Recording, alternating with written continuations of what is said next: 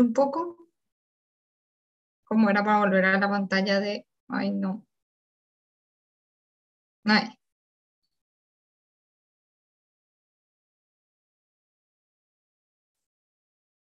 ahí. Y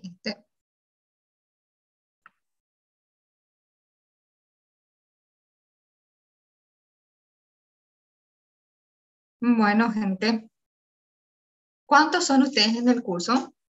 ¿Cuántos alumnos? En el grupo está 56, pero hay algunos que solo rinden la final. Ah, ya, ya. ¿Y cómo se toma la presencia por este sistema? La asistencia o con los que quedan grabados nomás que... Creo que es con el secretario que entra y toma la presencia. Ah, ya, ya. Ok. Bueno, están 25 alumnos más o menos, así que vamos a decirle que están los que ya son parte del curso vigente, ¿verdad?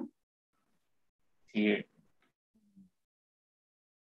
Bueno, el año pasado, por más de que no nos vimos prácticamente, ya estuvimos hablando sobre el tema de hematológico en la clase de patología médica, ¿verdad? Un formato diferente. Ustedes saben que las clases de patomédica son pregrabadas, ¿verdad? Entonces no hay esa interacción. ¿Ustedes están teniendo ya clases presenciales también? creo que a partir del otro año recién se va a implementar, doctora. Ah, Aunque, ya mi... Ujú. aunque se dijo que iba a haber 2 semanas para el refuerzo ahí de los temas más importantes. Serían Ah, presenciales esas clases. ahí podría ser que sean presenciales. Qué bueno. Pero probablemente no van a elegir, no van a elegir hemato para clases presenciales, ¿verdad? No sé. Siempre dejan hemato para el final y por eso nomás parece que no da gusto.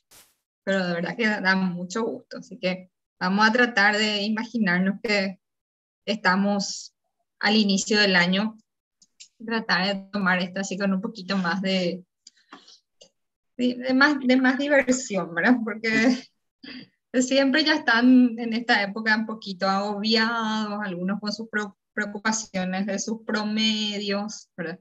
Y medio que les pasa un poco por alto el tema de estos últimos temas del año, ¿verdad? Creo que es el último módulo luego, ¿verdad? No, el último módulo es reumato. Reumato, Dios mío, Sí. peor todavía. Más difícil. Reumato hay muchas cosas también que aprender, ¿verdad? Los criterios, ¿verdad? Aunque hoy en día ya no hace falta que sepan así estrictamente los criterios de memoria, pero que sepan buscar, ¿verdad? Eso nomás lo es. Bueno, el año pasado hablábamos un poco de la parte fisiopatológica de cómo llegar al diagnóstico de las anemias, ¿verdad? Ustedes se recuerdan cómo hacíamos esa clasificación inicial de las anemias. ¿Cuál era la primera cosa que nosotros teníamos que identificar cuando empezábamos a investigar una anemia? Si era regenerativa o regenerativa. Exactamente. Si nosotros tenemos que saber más o menos de dónde está Sí. saliendo, ¿verdad? Probablemente esa anemia, ¿verdad? Entonces ahí hablamos primero de las regenerativas y arregenerativas. En el caso de las arregenerativas hay un grupo muy grande de enfermedades, ¿verdad? Donde predominan, ¿verdad? Las enfermedades carenciales, principalmente la anemia ferropénica, la megaloblástica, ¿verdad? Que son las deficiencias de vitamina B12 y ácido fólico.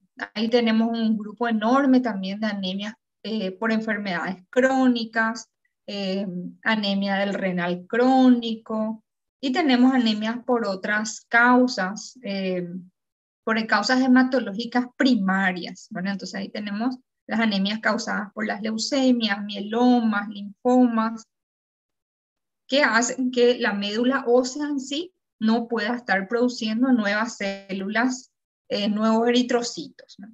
Y las anemias regenerativas, en donde solamente tenemos dos grupos, ¿verdad? De enfermedades.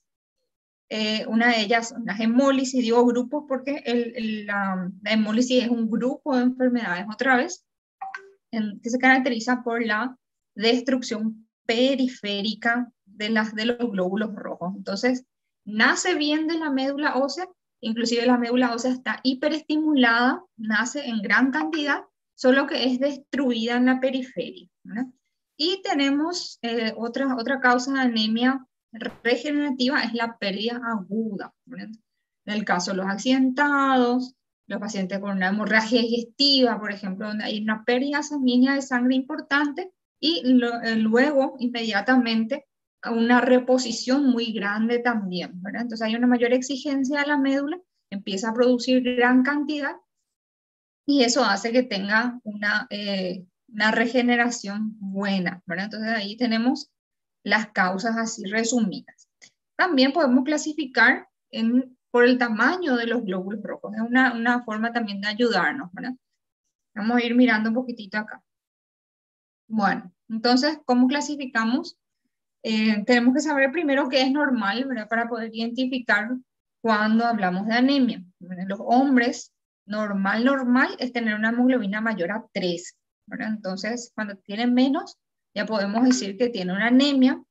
En las mujeres menos de 12 y en las mujeres embarazadas que tienen luego una anemia dilucional, entonces ellas cuando tienen menos de 11 recién hablamos de anemia. Y la clasificación de severidad, ¿verdad? Tenemos ahí, no hace falta que sepan de memoria, ¿sí? Saber que hablamos de anemia severa recién cuando es menor a 8 y en las mujeres embarazadas cuando es menor a 7. ¿Qué parámetros nos van a indicar entonces cuál es el tipo de anemia?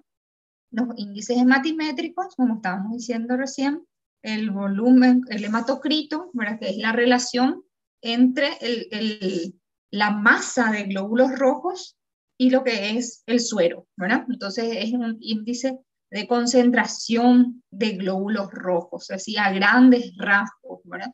Es un parámetro que no se usa para identificar en sí el tipo de anemia, ¿verdad? Pero que nos puede ayudar, por ejemplo, a saber si el paciente está muy hemoconcentrado.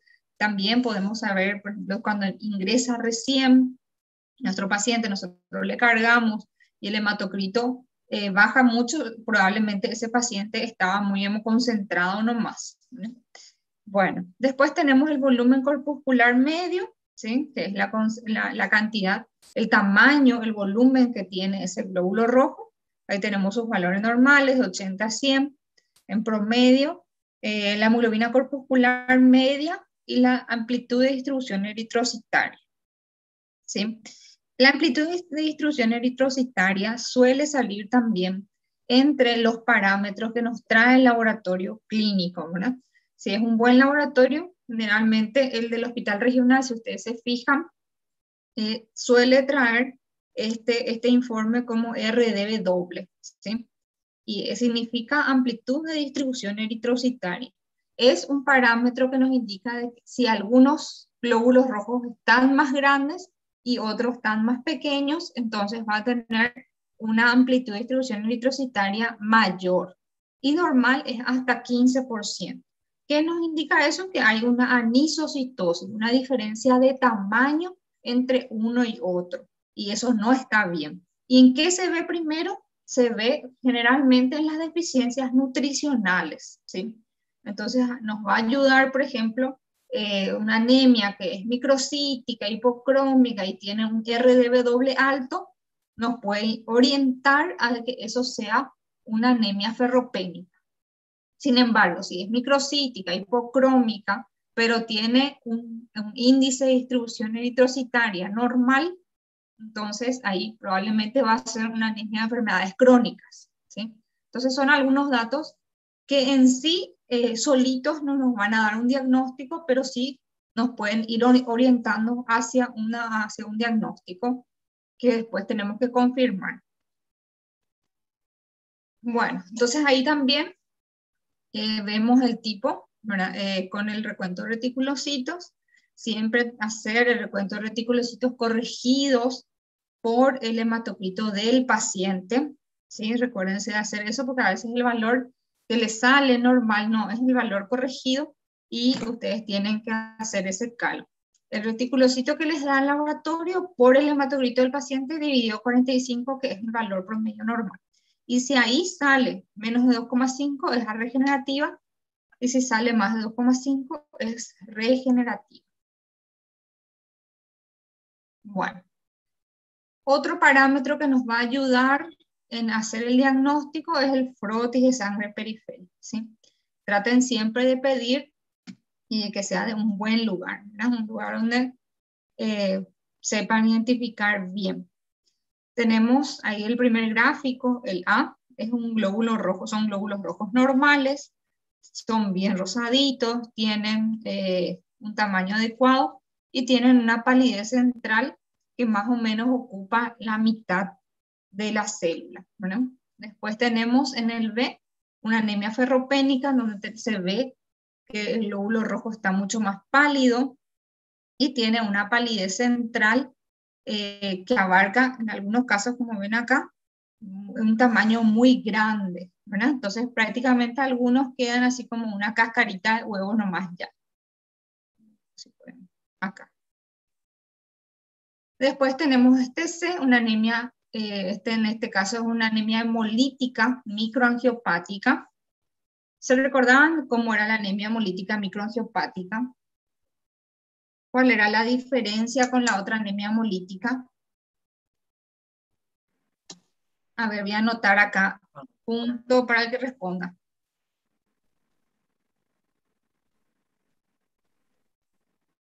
¿No sería por, más o menos por traumatismo, por hiperesplenismo?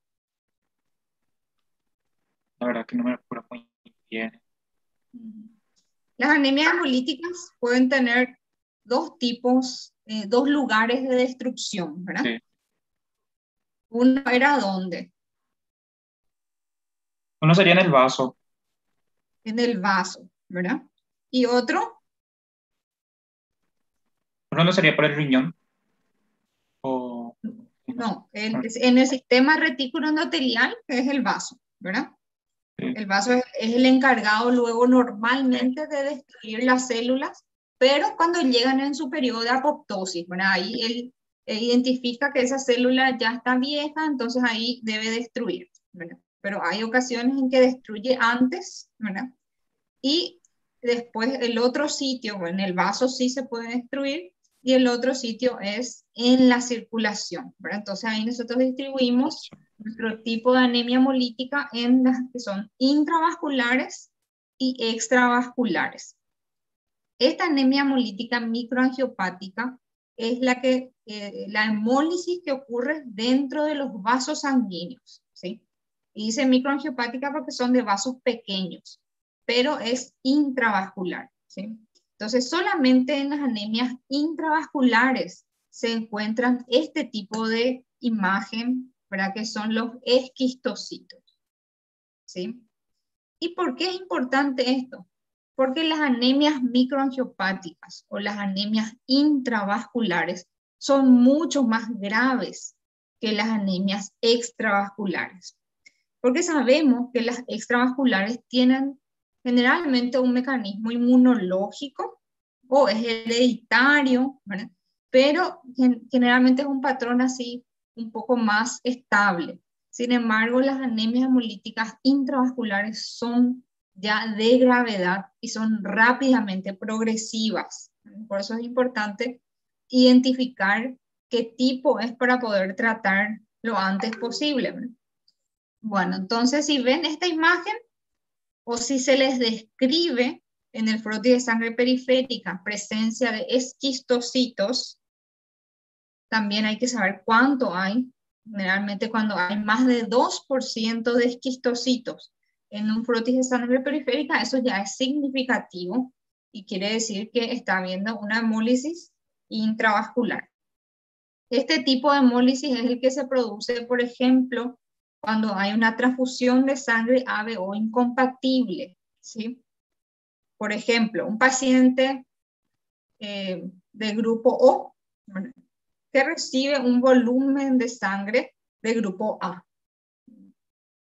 Ustedes saben que las personas que tienen grupo sanguíneo O tienen en su suero, tienen anticuerpos anti-A. Entonces va a hemolizar rápidamente ese glóbulo rojo que está recibiendo y que es del grupo A.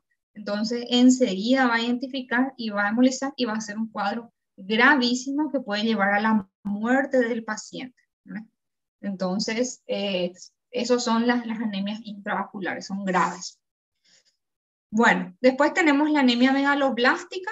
Entonces, el frotis de sangre periférica de este paciente identifica unos neutrófilos con múltiples lobulaciones, ¿verdad? Que es muy característico de esta enfermedad, porque afecta el ADN, ¿sí? Afecta la formación del núcleo de la célula. Entonces, generalmente tienen estructura alterada. En este caso, con tener más lobulaciones de lo normal. Generalmente un neutrófilo tiene 4 y a veces puede tener hasta 5 lobulaciones, pero no deben ser todos, ¿sí? Ocasionalmente se puede encontrar, pero si tiene 6 lobulaciones en el núcleo del neutrófilo ya no es normal. Y tenemos otra característica de las anemias hemolíticas, en este último gráfico, en donde se ve un eritroblasto circulante, ¿sí? Esta es una célula nucleada todavía que nos informa de que hay células jóvenes saliendo a la periferia, ¿sí? Otra característica de este frotis, el último que está acá, es que tiene también una anisocitosis muy marcada, ¿sí? Ven como algunas células son más grandes y otras células son más pequeñas. Inclusive acá vemos, estos son esferocitos, ¿verdad? Eso es muy característico de la anemia hemolítica y también va a dar una amplitud de distribución eritrocitaria aumentada. Bueno, y acá tenemos un repaso, ¿verdad? de la clasificación etiopatogénica. De esto ya hablamos recién también, ¿verdad? Cuáles son las anemias regenerativas y cuáles son las anemias regenerativas, ¿sí? Voy a cambiar ya esto, ya repasamos recién.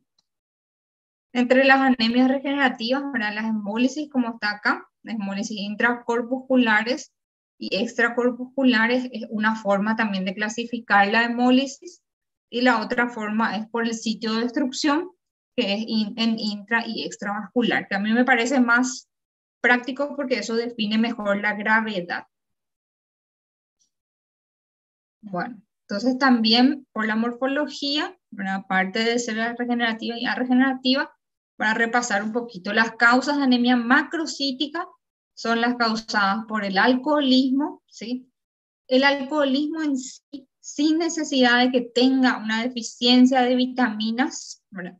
El alcoholismo en sí ya produce una anemia, ¿verdad? Que generalmente no va a ser una anemia severa, pero sí una anemia leve a moderada, por interferencia en el metabolismo del ácido fólico, ¿sí?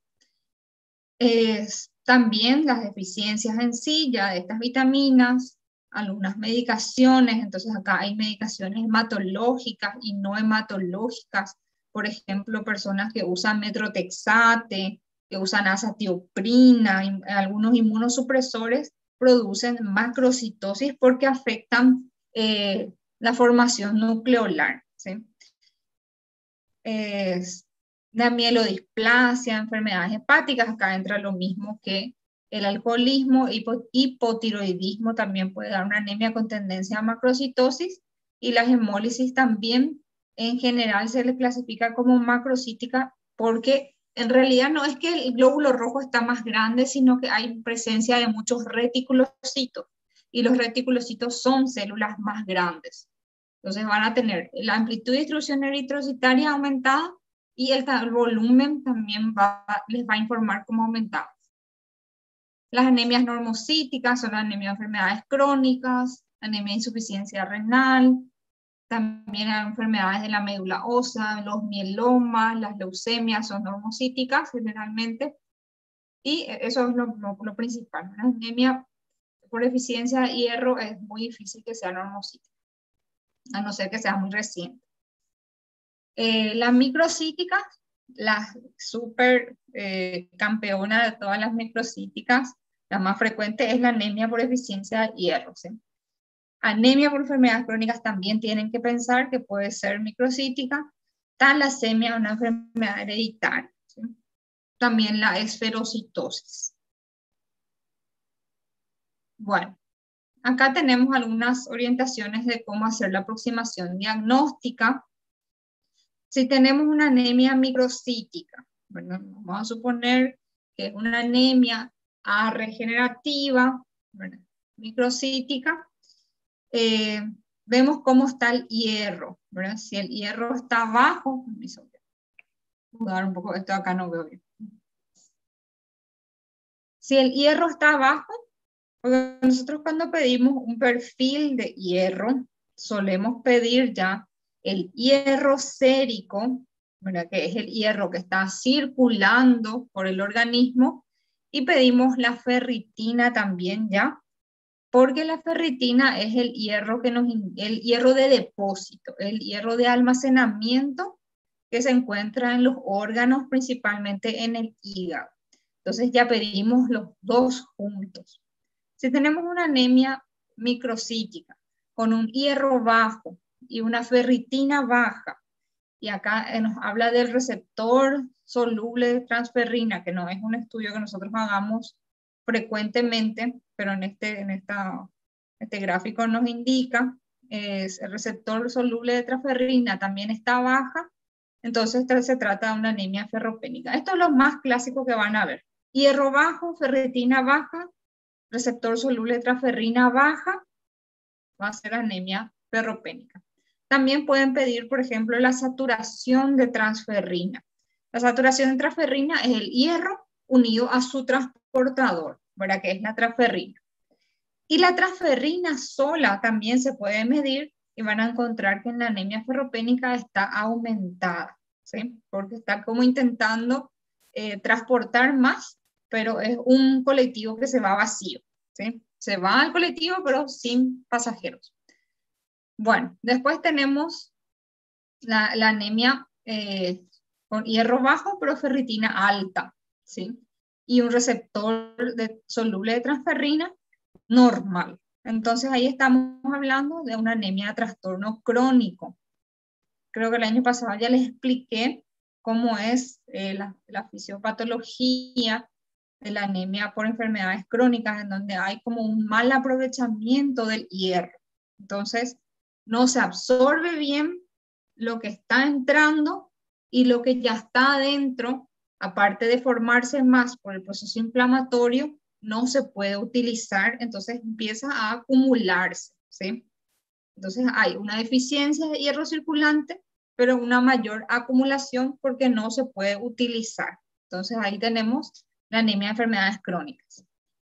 Si tenemos un hierro bajo, pero una ferritina que está normal, eso no es deficiencia de hierro, porque la deficiencia de hierro lo primero que va a utilizar es la ferritina, ¿verdad? No puede haber anemia por deficiencia de hierro con ferritina normal, ¿sí? Porque justamente ese es el que está usando primero su stock. Si pasa eso, quiere decir que hay dos mecanismos implicados. Es una anemia mixta, una anemia de trastornos crónicos y una anemia ferropénica junta, ¿verdad? Y eso pasa muy frecuentemente. Por ejemplo, un paciente con un sangrado crónico o una enfermedad de Crohn, por ejemplo, eso es muy frecuente, una colitis ulcerativa, en donde tienen tantas lesiones gastrointestinales, donde pierden constantemente sangre, pero también tienen un proceso inflamatorio, ¿verdad? Ellos tienen lesiones con pérdida de sangre, pero tienen una gran inflamación que hace también que suba la ferritina. Entonces ahí como compensa y la ferritina se queda normal, ¿sí? Pero es una anemia mixta. Hay que buscar mejorar las dos cosas. Ese paciente no va a mejorar si le damos solamente hierro y no tratamos la inflamación, pero tampoco va a mejorar si tratamos solamente la inflamación y no le damos hierro, ¿sí? Tengan en cuenta todo eso.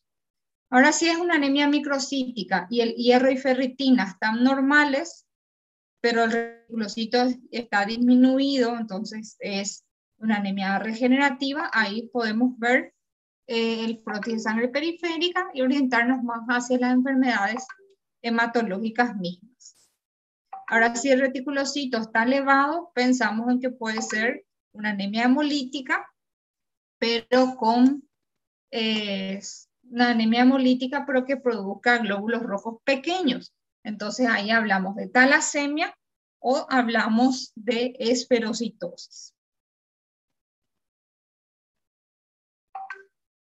Cuando tenemos un volumen corpuscular medio normal, ¿verdad? Las normocíticas, vamos a orientarnos entonces en cómo está el reticulocito, ¿sí? Si el reticulocito está normal, entonces vemos cómo está su RDW. Ven acá como en este gráfico les da una importancia al RDW, ¿verdad?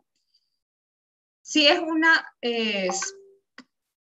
A regenerativa, reticulocito normal, ¿verdad? O disminuido, y el RDW está normal, entonces anemia de enfermedades crónicas o anemia de insuficiencia renal. Fíjense que no es lo mismo una anemia de enfermedad crónica, en donde el mecanismo es la alteración en la utilización del hierro, y la anemia de enfermedad renal crónica, aquella donde ya depende de la disminución de producción de eritropoyetina, ¿verdad?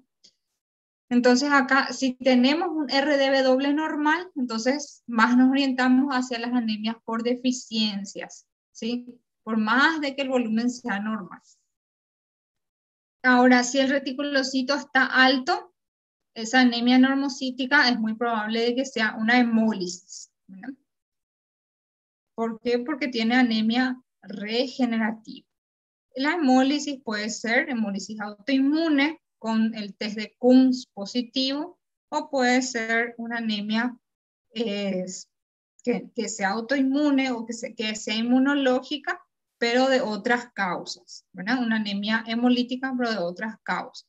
Acá tenemos todo lo que son enfermedades hereditarias, como la talasemia, la ferocitosis, las anemias por deficiencias enzimáticas, de glucosa 6-fosfato, deshidrogenasa, o sea que son anemias un poquito más raras para nosotros, pero tenemos también en este grupo Coombs negativo las anemias hemolíticas microangiopáticas o intravasculares. Algunos de ustedes están yendo a las recorridas de clínica médica. Sí, doctor. Serían, sí,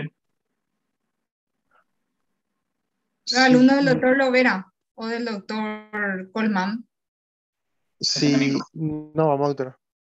de los dos luego, ¿verdad? Sí, Bueno, hay un paciente ahora que está internado, no sé si le vieron la semana pasada, que es el señor Carmerino, una anemia hemolítica autoinmune, ¿verdad? Severa. sí, él era el paciente que dice tener hipotiroidismo también, ¿verdad? Exactamente, ese Sí, sí. paciente.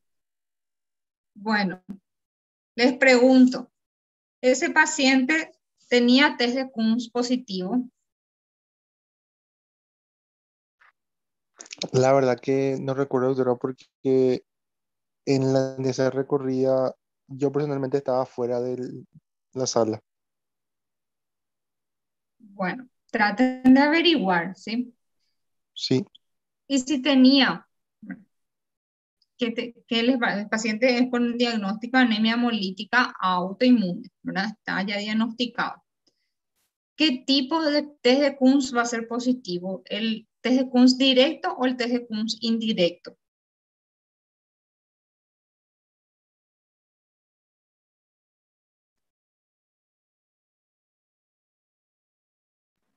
El test de Coombs directo va a estar positivo.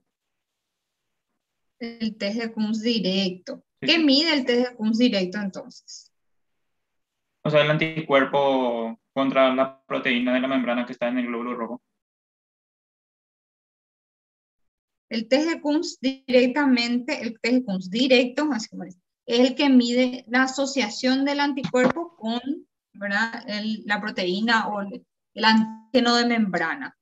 Mide de que esté unido, ¿verdad? De que esté produciendo la hemólisis, ¿verdad? De que esté pegado a él. Y el test de Coombs indirecto Ese tipo ya muestra, ya mide ya el anticuerpo de por sí solo. Exactamente, es el que mide la presencia de un anticuerpo que está diluido en el suero, ¿verdad? Entonces, ese anticuerpo que está ahí puede estar causando o no una hemólisis, pero está ahí presente. Por ejemplo, aquellos pacientes que son politrafundidos, ¿verdad? Recibieron muchas y muchas transfusiones, como los pacientes renales crónicos o los pacientes oncológicos. Ellos de tanto exponerse, ¿verdad? A mucha sangre, porque sabemos que el grupo sanguíneo ABO es uno nomás, o sea que son dos grupos nomás de, a ver, como 36 sistemas de grupos sanguíneos que tenemos. Entonces, en algún momento, ese paciente puede estar haciendo una reacción, ¿verdad?, de incompatibilidad, que sea una reacción menor, ¿verdad?, contra algún cuerpo, un antígeno que tenga ese glóbulo rojo, ¿verdad? Entonces, ahí, por ejemplo, cuando el paciente tiene un paciente que es RH negativo y recibe una sangre que es RH positivo, en esa primera exposición él va a generar un anticuerpo, ¿sí? Y ese anticuerpo se va a identificar por el test de Coombs indirecto. Vamos a saber si él tiene el anticuerpo anti-D. Lo mismo que con las embarazadas. Ustedes ya están dando gineco, ¿verdad? El año pasado. El año pasado. Sí. Bueno, ustedes saben que las embarazadas que son del grupo o RH negativo o de cualquier grupo, pero que sea negativo, tienen que hacerse frecuentemente su test de Coombs indirecto para saber si ella ya tiene un anticuerpo contra el RH. ¿Por qué? Porque hay la posibilidad de que su bebé sea RH positivo y que ella haga una reacción contra el bebé, ¿verdad? En ese caso, por ejemplo, cuando el bebé nace, ¿qué se le hace al bebé? ¿Qué tipo de test de Coombs? Se busca el test de Coombs directo. Directo, sí. Porque lo que nosotros queremos saber es si el bebé tiene destrucción, ¿verdad? Si el bebé tiene hemólisis, ¿verdad? Entonces al bebé le hacemos el test de Coombs directo y a la mamá el test de Coombs indirecto. Muy bien. El test de Coombs indirecto, cuando hablamos de producción de anticuerpos, así por efecto de la transfusión, se le llama pesquisa de anticuerpos irregulares, ¿sí? Es la misma cosa que test de Coombs indirecto, pero tiene una denominación nomás. Bueno, cuando hablamos de una anemia macrocítica, entonces tenemos que ver las probables etiologías más frecuentes, alcoholismo o problemas hepáticos, ¿verdad?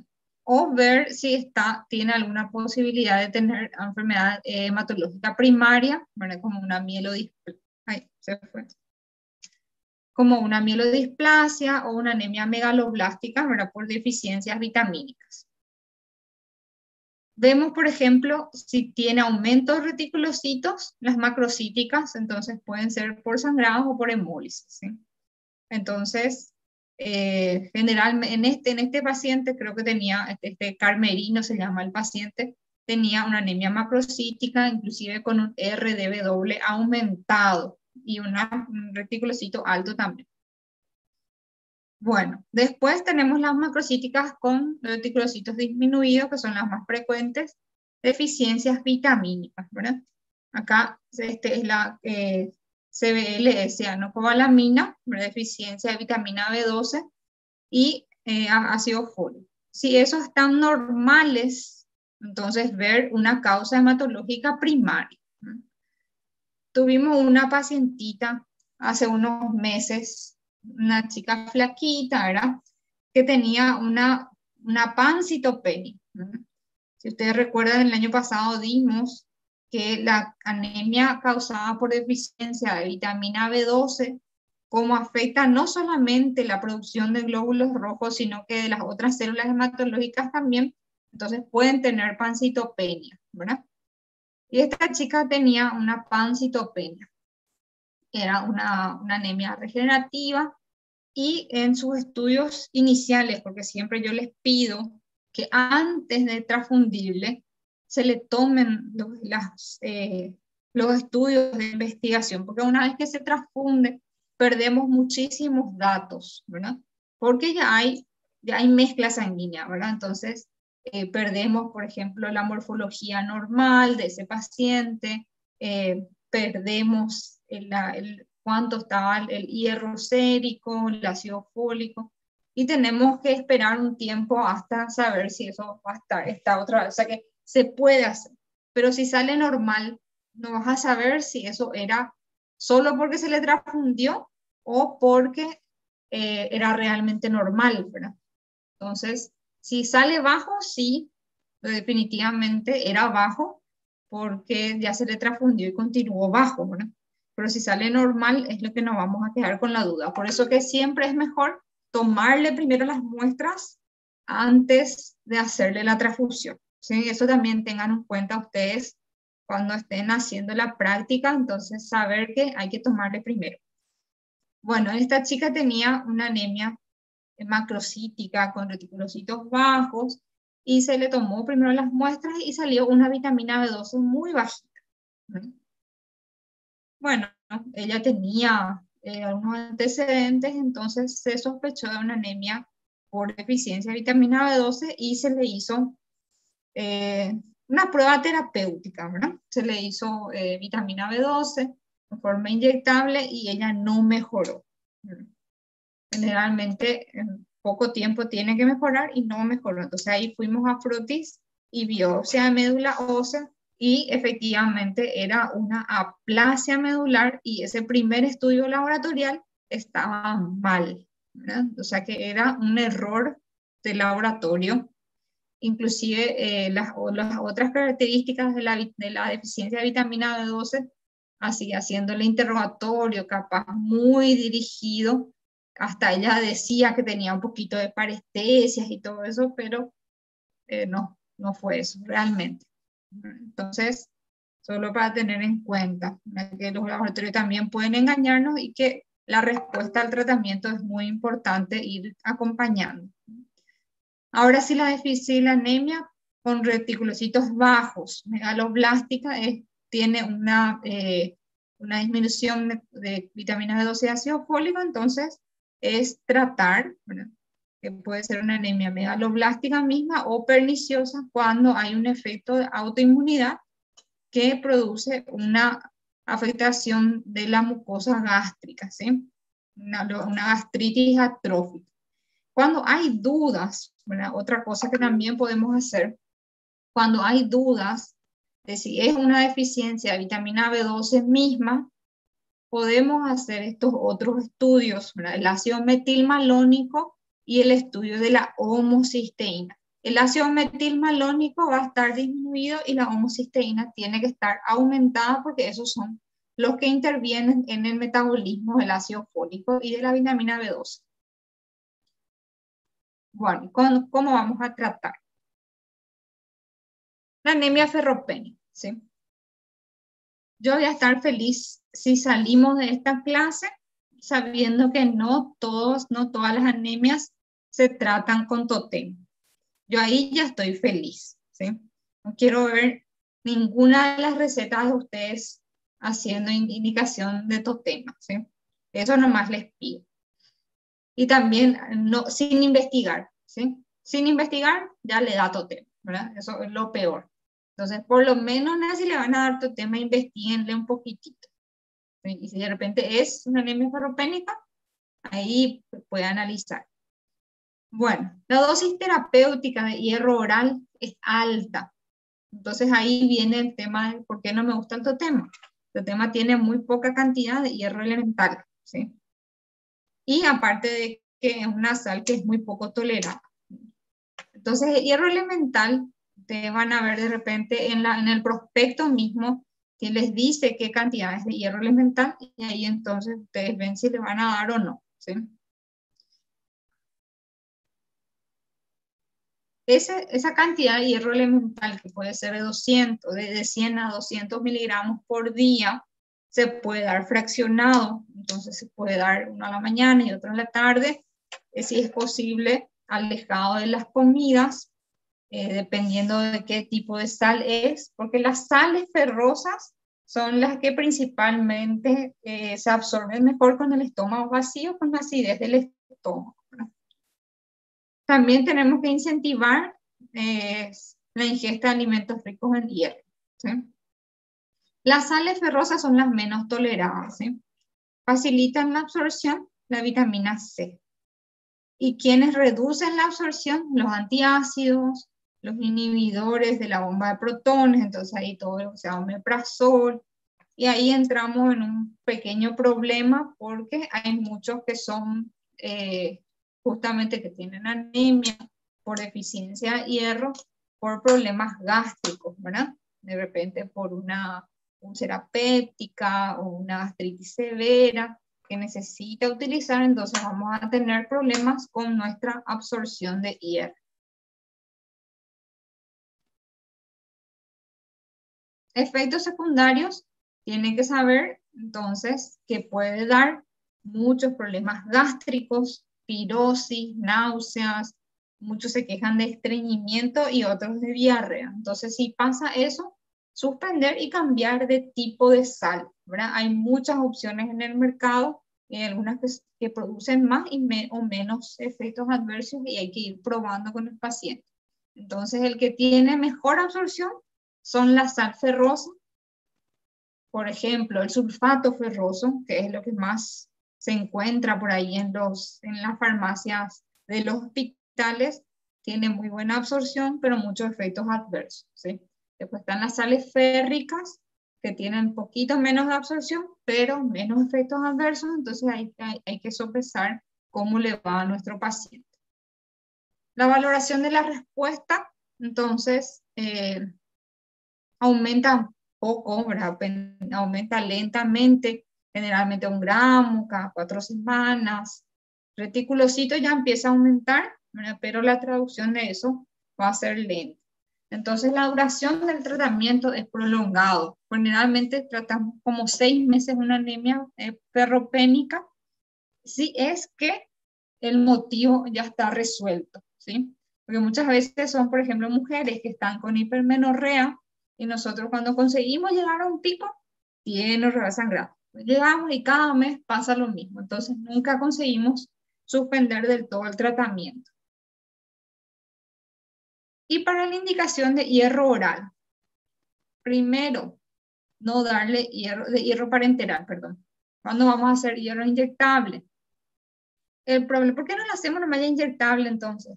El problema es que el hierro inyectable no es tan fácil de hacer, porque es una dosis acumulativa, ¿verdad? Nosotros no podemos hacer una sola vez el hierro porque no le va a servir de nada. Entonces son varias dosis, implica de que el paciente se tiene que ir al hospital, tiene que ponerse una vía y hacerse varias veces. Generalmente yo le recomiendo, porque tiene que ser por lo menos cada 48 horas, que se haga 3 veces por semana, y eso va a llevar un tiempo de prácticamente 1 mes para que complete la cantidad adecuada según esta fórmula que está acá, ¿verdad? La dosis en hierro a administrar es igual al peso por la hemoglobina ideal. Vamos, acá le pone los 15, hemoglobina ideal, ya es mucho. Eso se calcula más o menos de acuerdo al objetivo que uno quiera llegar. Si uno tiene una hemoglobina de 6, llegar a 10 ya es un buen objetivo, ¿sí? Por 2,5 más 500, ¿sí? Ahí está. Esta es la hemoglobina inicial y esta es la hemoglobina objetivo. Bueno, entonces, ¿cuándo vamos a indicar?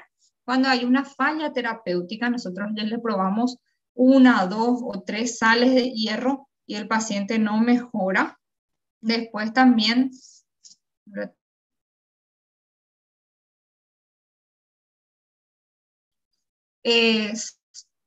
¿cuándo también vamos a hacer? Cuando hay, por ejemplo, alteraciones gástricas, una gastrectomía, un bypass gástrico, entonces una infección por H. pylori, una enfermedad celíaca, eso también que son alteraciones en la absorción intestinal. Entonces ahí podemos hacerle también, ¿verdad? Cuando necesitamos un aumento rápido de la hemoglobina, por ejemplo, una embarazada que ya está en las últimas semanas, ¿verdad? Entonces ahí le podemos hacer. Aquellos pacientes que no aceptan transfusiones, ¿verdad? Aquellos pacientes, por ejemplo, testigos de Jehová, que sabemos bien que tienen sus principios y no aceptan, ¿sí? Y aquellos que están utilizando eritropoyetina también, que son renales crónicos, ¿sí? Bueno. Pueden tener también reacciones adversas de hierro parenteral, por eso que no se hace indiscriminadamente. Para el tratamiento de las anemias megaloblásticas, vitamina B12 intramuscular de 100 microgramos por día por 7 días, más una vez por semana por un mes, y luego cada mes, y se va evaluando según los niveles de hemoglobina. Generalmente, la hemoglobina aumenta en los primeros 10 días de tratamiento, ¿verdad? Siendo el último, los síntomas neurológicos los últimos en responder. Cobalamina oral, la vitamina oral, generalmente se hace solamente si hubo deficiencia de vitaminas, ¿verdad? Por alteraciones en la nutrición. Eso sí van a responder bien, pero la dosis tiene que ser mucho más alta, ¿sí? Y reservarse a aquellos pacientes que no pueden recibir intramusculares, como los anticoagulados, ¿verdad? Anemias hemolíticas autoinmunes, ¿verdad? Es tratar primero de reducir el proceso inmunológico, ¿sí? No, la solución nunca es transfundir en una anemia hemolítica autoinmune. Entonces, de primera línea, siempre corticoides, ¿verdad? Acá puede ser vía oral o en forma de inyectable, que es la metilprednisolona, generalmente cuando la hemólisis es severa. Yo les puse acá a una dosis más o menos de 1 a 1,5 miligramos. Eso en el caso, por ejemplo, de que la hemólisis no sea tan severa, ¿verdad? O si es severa, metilprednisolona a dosis altas, ¿verdad? La reducción de una prednisona, de un corticoide, es prácticamente artesanal, ¿verdad? Difícilmente que ustedes encuentren en algún libro un texto que hable exactamente cómo se debe hacer la reducción, porque es según la respuesta del paciente. Lo ideal es no tener más de 3 meses un corticoide, ¿verdad? Entonces se tiene que reducir de manera que eso termine antes de ese periodo. ¿Y cuándo vamos a transfundir? Bueno, esto es lo que más se preconiza últimamente: estrategia liberal versus estrategia restrictiva, ¿verdad? Y acá están los estudios, ¿verdad? Estos fue uno de los metaanálisis que más estudios reunió, ¿verdad? 31 estudios randomizados, doble ciego, que comparaban las estrategias restrictivas, ¿verdad? Con las estrategias liberales. ¿Qué quiere decir eso? Que transfundir lo menos posible, ¿verdad? La estrategia restrictiva transfundía solamente cuando la hemoglobina era menor a 7 o menor a 8, en algunos casos, ¿no? Y la estrategia liberal le transfundía todo lo que tenían menos de 10, ya le transfundía. ¿Y qué ellos valoraron? Valoraron la mortalidad a los 30 días, los efectos, los eventos asociados como neumonía, infarto, insuficiencia cardíaca, y la sobrevida a 3,1 años de seguimiento, ¿verdad? Y no se encontraron diferencias significativas en ambos grupos. ¿Qué quiere decir eso? Que da lo mismo transfundir menos, ¿verdad?, que transfundir a todos los pacientes, ¿verdad?, que transfundir con menos, con un gatillo más alto, ¿verdad? Entonces, si nosotros transfundimos menos, exponemos menos también al paciente a efectos adversos, a contaminación, a formación de anticuerpos, ¿sí?, que pueden perjudicarle inclusive en más tiempo. Y también reducimos mucho los costos hospitalarios, ¿sí? Eso hablando ya de la salud pública inclusive. Entonces, las recomendaciones que más se tienen en cuenta son las estrategias restrictivas. Transfundir solamente glóbulos rojos concentrados cuando la hemoglobina es menor a 7 en todos los pacientes internados, inclusive aquellos que están en terapia intensiva, ¿sí? Todos los que tengan hemodinamia estable, ¿no? Eso también, no van a tampoco tener un paciente chocado y no la vamos a transfundir nunca. Entonces, a analizar caso por caso. También para procedimientos quirúrgicos, aunque esto es más difícil colocar en el chip de los cirujanos, pero también se recomienda que solo se transfunda en paciente que va a someterse a un procedimiento solo si la hemoglobina es menor a 7. ¿No? Ahora, menor a 8, o sea que el gatillo un poco más alto en aquellos pacientes que tienen enfermedad cardiovascular, ¿sí? O aquellos que van a ser sometidos a cirugía cardiovascular u ortopédica, ¿sí? Y transfundir un volumen por vez. Bueno, y esa era rápidamente mi última diapositiva. Bueno, no sé si tienen alguna pregunta.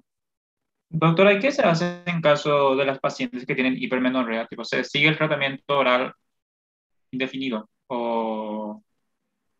Se sigue el tratamiento prácticamente indefinido, pero yo siempre lo que les pido, ¿verdad? Es que se tome ya una decisión, ¿verdad? Con respecto a esa parte ginecológica, ¿verdad? Sí.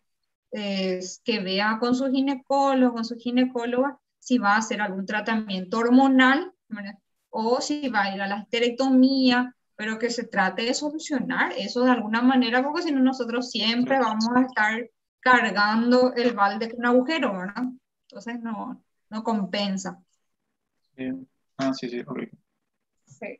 ¿Y solo el sulfato ferroso se da nomás en los pacientes o hay otro tipo de sal? Hay muchos tipos de sal, sí. Está el que yo más utilizo es el hierro polimaltosado, que es una sal férrica y tiene muy buena respuesta también. Después está el glicinato de hierro, o sea que son varias sales que uno puede estar probando, ¿verdad? Ok, esa era mi duda. Sí. Bueno, entonces así, eso es lo que van a ir viendo, ustedes se van a dar cuenta que hay anemia, hay muchísimo, y a veces sí son un desafío, a veces en los casos son un poquito fáciles, pero a veces cuando la enfermedad, el paciente es pluripatológico, entonces ahí es muy frecuente de que hayan algunas dudas en cuál es el cuadro real del paciente. A veces pueden estar juntos varios factores que están causando, ¿verdad? Eso. Sí, sí, sí. Bueno, nos vemos entonces el jueves, ¿sí? Las Sí, vale, 18 doctora. horas. Ok, ok. Bueno, Gracias. listo. Chao, doctora. Chao, chao.